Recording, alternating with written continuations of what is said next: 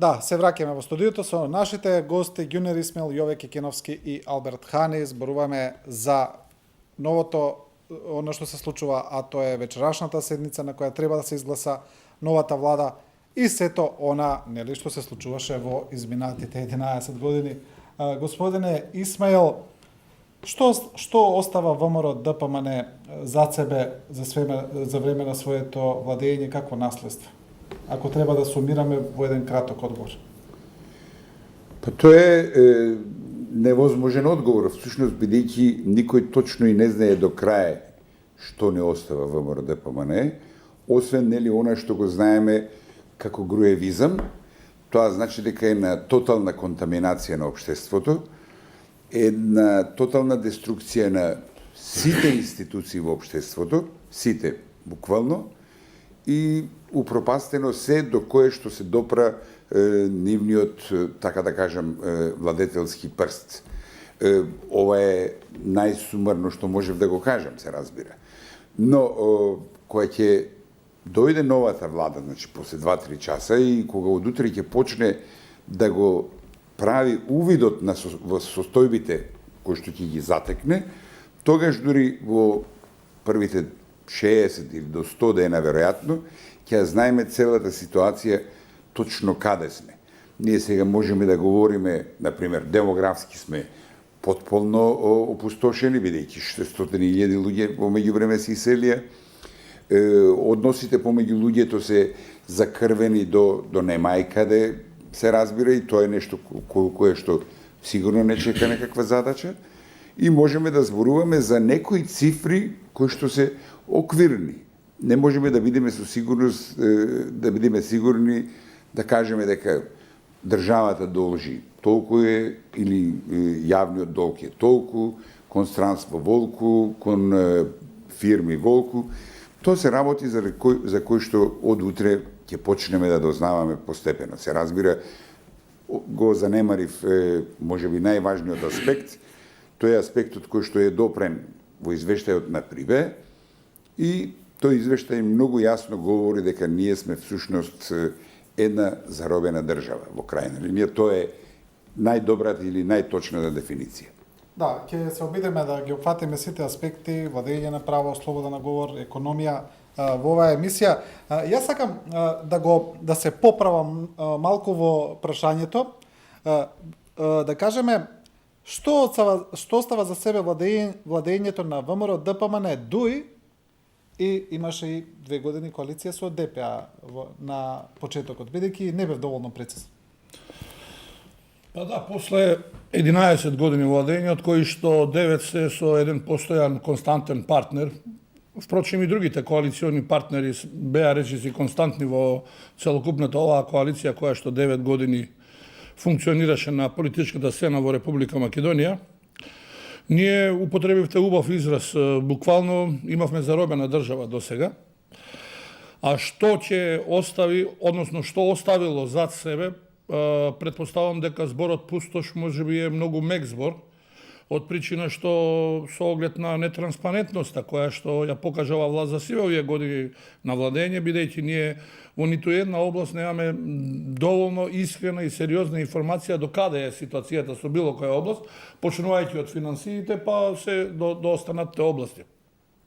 Во секој случај, мислам дека имаме еден нарушен уставен, не мислам, него тврдам, имаме еден нарушен уставен и политички систем.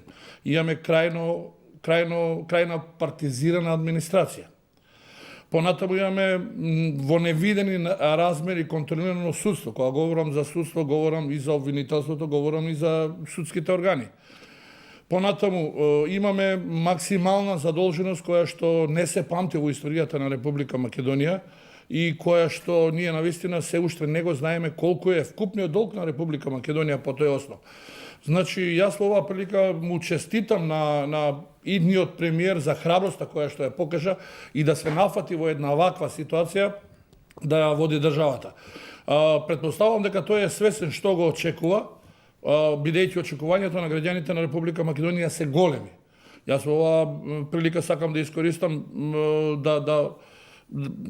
да им укажам дека мора да бидат реални укажувањата, односно очекувањата, од причина што навистина не знаеме колку сме длабоко навлезени, колку е длабока дупката во која што си во овие 11 години е навлезена Република Македонија. И оттаму се што ќе направи, сигурно ќе направи подобро него до сегашната власт, од причина што се што се работело и онака како што се работело, онака како што се однесувале функционерите кои што биле на власт, верувам дека нека има храброст никој понатаму да се однесува, бидејќи оваа повеќе од 2,5 годишна криза, уставна, политичка, социјална, финансиска криза, на сите на некој начин, на најголем дел ни ги отвори очите, и сега предпоставувам, ако последниве избори можеби и не се водеше сметка од причина не се гласаше за личности, се гласа за политички партии, а впрочем тоа го налага нели и пропорционалниот систем, сметам дека во иднина многу посвесно, ова можеби беа последни избори каде што граѓаните гласаа за политички партии, за лидери на политички партии, а во иднина ќе гласаат за персони. Колку поквалитетни персони, колку почесни, колку постручни персони ќе предлагаме, толку и граѓаните ќе бидат послободни во своето одлучување и сигурно дека ќе очекуваме поголем просперитет. Во една ваква ситуација не можеме да говориме и не можеме да бидеме, мораме да бидеме оптимисти, меѓутоа не можеме да бидеме нереални оптимисти од причина што велам допрва ќе ги чувствуваме последиците од досегашно криминално апашко владење на оваа постава. За жал, мојата матична партија ВМРО ДПМН не се става во контекст. Значи, сакам да укажам на граѓаните на Република Македонија дека целото членство не е инволвирано во целокупната оваа ситуација, меѓутоа сигурно како членство ние сите ќе сносиме одговорност затоа што не успеавме навреме да го спречиме, иако се боревме секој на свој начин, да го спречиме ваквиот начин на владење. Да. Хани, кога денеска го слушавме министерот Никола Поповски, министерот за надворешни, неговата завршна пресконференција, тој вели не е точно дека Македонија назадувала кон патот кон евроинтеграциите. Кога ги слушаме пратениците на ВМРО ДПМН во собранието, тие велат дека оставаат добра економија, дека оставаат намалување на вработеност. Кажете ми, какво е вашето гледање за овие ставови? Прво би се согласил со говорниците дека на некој начин сите пори на општеството се оштетени и окупирани од една страна од партиски послушници, и ова ќе биде најверојатно најголемиот предизвик на новата влада. Значи, рака на срце треба да сме искрени да кажеме дека имало и проекти кои што вреди да се истакнат и дека имало проекти кои што се, би рекол, позитивни, придонесува во развој на државата. Меѓутоа, за мене, како Алберт, најтешката, како да кажам, најтешкиот удар беше направен со тоа што комплетно политичкиот систем еродираше од политичка послушност, еродираше со тоа што државата се базираше на страв кон другите, се базираше на страв кон тоа дека некој сега ќе ви украде државата пред очи, се базираше на страв кон претежно поголемата популација, мислам, не мнозинска, албанците, и тоа како албанец мене ме нервираше постојано, иако што, како што кажав, имало проекти кои што можеби треба да се истакнат како добри. Заплашувањето и застрашувањето, значи би рекол на македонското население претежно, е најголемиот проблем со кој што ќе се соочи, мислам дека новата влада, а тоа не е лесна работа да се смени. Концептуално, значи, уште од експозето како да кажам, на Заев, на мандатарот, пошто очекувам да биде сега веќе премиер за неколку часа, концептуално веќе се виде голема разлика, значи, во однос на содржините кои што досега ги водеше, ги имплементираше ВМРО, со тоа што го презентираше Заев на експозето. Се виде таа лево ориентираните проекти кои што се однесуваат, например, на зголемување на платите на наставниците, на лекарите и така натаму. Сето тоа, значи, ќе бара и голема поддршка, ќе бара и големи пари, ќе бара институционално да се менаџира, а не ќе биде така лесно, затоа што целиот систем, како што кажав и претходно, е окупиран од партиски послушници кои што ќе имаат задача да не само да бойкотираат, него и да саботираат секоја одлука. Сега значи останува многу да се дискутира за оставштината, но јас како албанец, например, не сум задоволен од тоа што е оставено за сега во однос на албанците. Но тоа значи дека, од друга страна, на новиот мандатар, односно новиот премиер, ќе има на еден многу поголем товар да се справи со нешто што цело време се водеше како политика во позадина, политика, како што кажав, на заплашување, а од друга страна албанците очекуваат многу. Албанците очекуваат големи промени. Сакам да ве прашам, бидејќи велите како албанец, кога зборуваме за продолжувањето на владењето на ДУИ, партија која е одамна константно во власт, има некои забелешки еве за тоа, за некои луѓе кои се предложени до сега што биле инволвирани во власта, повторно се предлагаат. Може ли да се одвои владењето на ДУИ тогаш со повторното владење на ДУИ, да се оддали владењето на ДУИ од владењето на ВМРО-ДПМНЕ? За жал, по моје мислење, значи за жал мислам дека не може да се одвои, но мора да го одвоиме. Мора да го одвоиме затоа што бројките ни го покажуваат тоа. Ние мора да играме денеска со бројките, да сме реални, дека ДУИ представува реален политички фактор во целата политичка констелација.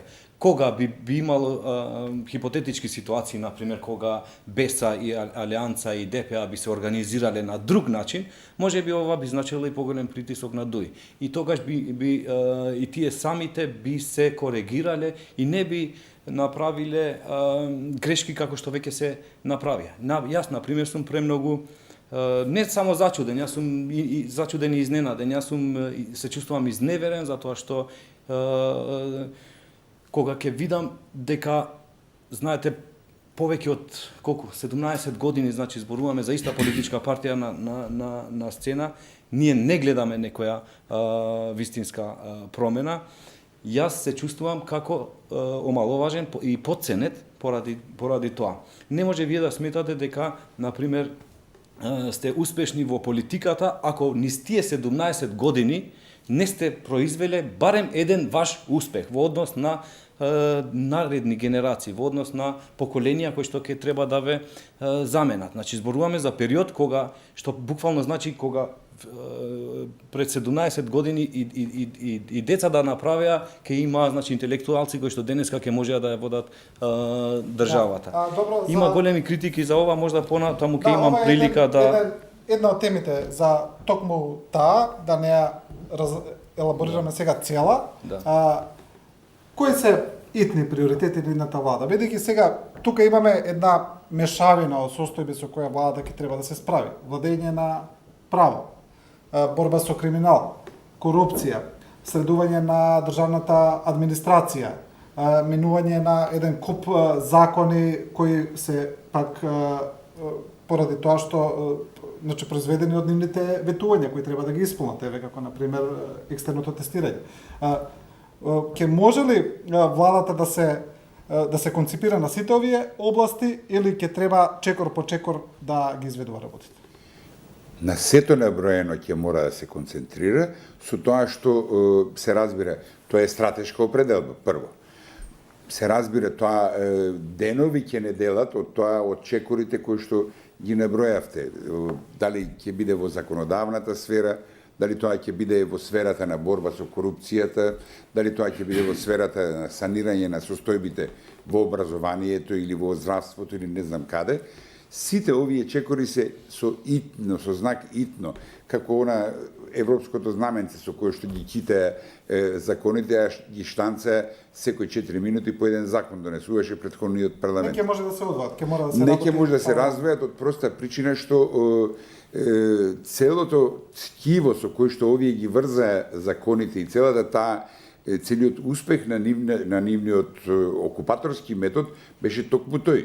Се разбира, најитниот приоритет, сепак јас ќе го издвојам МВР, заради тоа што МВР всушност беше ударната тупаница преку која што се изведе целата оваа операција на окупирање на Македонија и по моје мислење и на една група луѓе со која што го делам мислењето, културата и образованието се вториот момент во кој што оваа влада ќе мора да се концентрира. Затоа што преку културата пак го обезбедија пакувањето на нивниот модел, а преку образованието успеја, односно се надевам дека не се барем до крај успешни, да просто влезат во мозоците на идните генерации. Пазите, денешните 20 годишници, 22 годишници, 25 годишници имале 10, 12, 15 години кога Груевски дошол на власт. Тие не знаат ништо друго сем ВМРО на власт. И со сета таа работа што оди која ќе се каже ВМРО на власт. Според тоа, јас не би бил дециден во тоа кои се првите чекори. Но мораме да ги санираме прво последиците од 27. април, затоа што во таа маса луѓе беа регистрирани 50 припадници на Министерството за внатрешни работи и други агенции.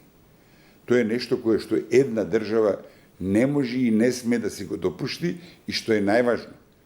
Не сме да ги остави на слобода тие луѓе затоа што може да ни се повтори српскиот модел на Џинџич.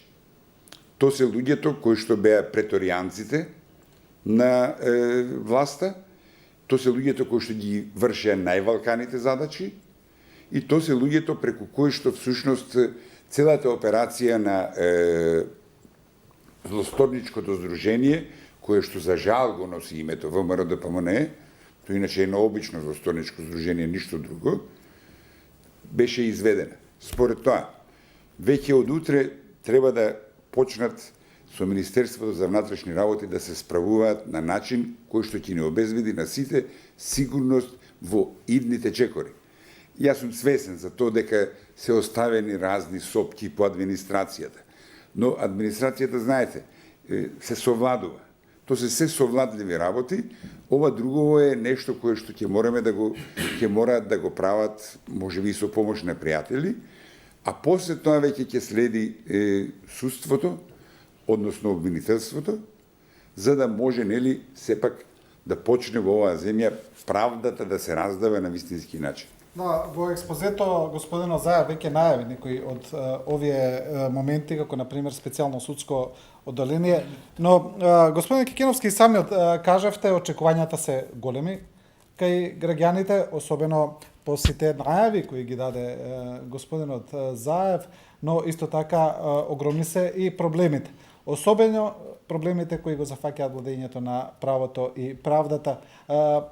Тука има доста дилеми кај познавачите кои не се баш согласни дали ќе може да се спроведе целиот тој пакет за Македонија навистина да стане правна држава, пред се водејќи се од минатото, од праксата, од сите тие околности, но има и други кои велат дека овој пат ќе биде различно. Што мислите ви? Овој пат не ќе биде различно, туку мора да биде различно, бидејќи ние не баравме обична замена, туку баравме промена. Промена во менталитетот, промена во карактерите, промена во начинот на однесување, промена на целокупниот однос, почнувајќи од првиот човек во државата, па се до најдолното ниво.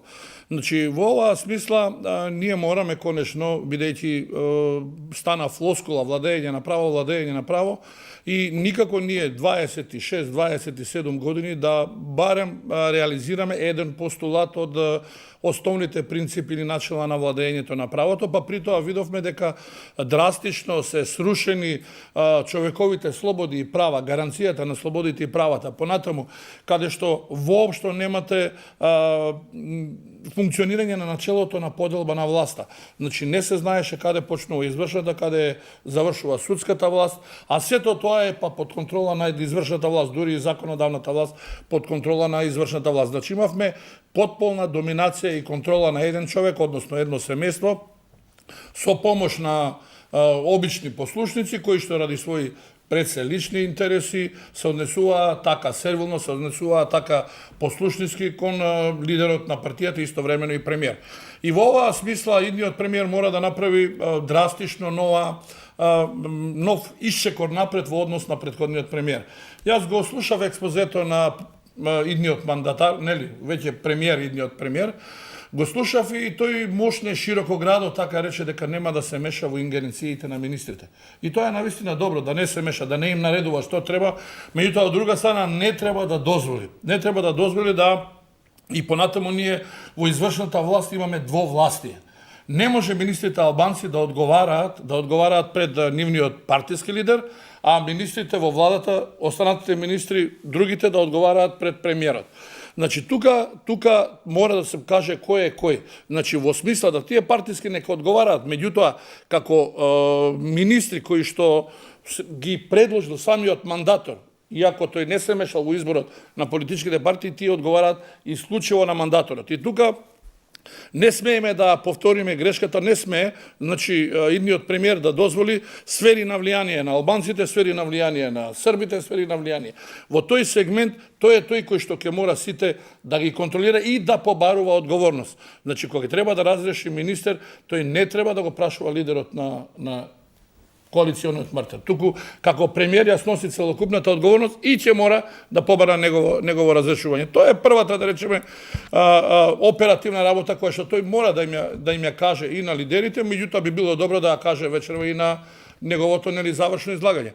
Понатаму сигурно ќе треба да во наитно време да се направи финансиски пресек, да се види колку должи. Јас претпоставувам дека она што сега ние го знаеме колку е јавниот долг, дополнително тој ќе биде зголемен и мислам дека меѓу приоритетите кои што исто така треба, јас кога говорам приоритети, говорам за повеќе приоритети кои што паралелно мора да се одвиваат, ќе мора да со помош на меѓународната заедница која што максимално сега не поддржуваше, да побара една донаторска конференција, се со цел за да може да почне на една здрава основа, кога велам финансиска здрава основа, за да може понатаму редовно да се алиментираат како платите, така пензиите и сите останати расходи кои што ги имаме преку буџетот на Република Македонија.